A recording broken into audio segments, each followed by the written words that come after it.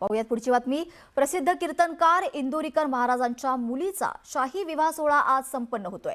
मोठ्या थाटामाटात विवाह सोहळा पार पडतोय। संगमनेर तालुक्यातील गुंजाळवाडी परिसरात तब्बल 100 एकर जागेत या विवाह समारंभाची जय्यत तयारी सुरू झाली आहे।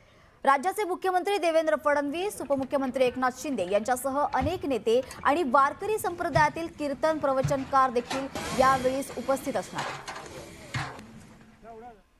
सिद्ध कीर्तनकार इंदोरीकर महाराज यांची मुलगी ज्ञानेश्वरी हिचा विवाह आज संगमनेर तालुक्यातील गुंजाळवाडी परिसरामध्ये पार पडतो आहे। मी आता या विवाहस्थळी आहे। आपण जर बघितलं तर मोठी तयारी लग्नाची या ठिकाणी करण्यात आलेली आहे। जवळपास 20-25 हजार लोक बसू शकतील अशा प्रकारची व्यवस्था या ठिकाणी करण्यात आलेली आहे। जवळपास 100 एकर क्षेत्रावरती पार्किंग असेल, जेवणाची व्यवस्था असेल, त्याचबरोबर लग्नाचा हा सगळा जो सोहळा आहे तो पार पडणार आहे। या विवाह सोहळ्यासाठी मुख्यमंत्री, उपमुख्यमंत्री, अनेक मंत्री, अधिकारी, त्याचबरोबर वारकरी संप्रदायातील सगळे जे महाराज आहेत ते देखील उपस्थित राहणार आहेत। आता या ठिकाणी लोकांची येण्याला सुरुवात झालेली आहे आणि आज संध्याकाळी हा विवाह सोहळा पार पडणार आहे। खरं तर गगनगिरी महाराजांच्या सप्त्याचं 8वं पर्व या निमित्तानं आजच सुरू होतंय आणि या ठिकाणी ध्वजारोहण होईल। दर 3 वर्षांनी अधिक मासामध्ये हा सप्ताह पार पडत असतो आणि लग्नाच्या दिवशीच या सप्त्याचं ध्वजारोहण होतंय आणि पुढील महिन्यामध्ये या जागेवरती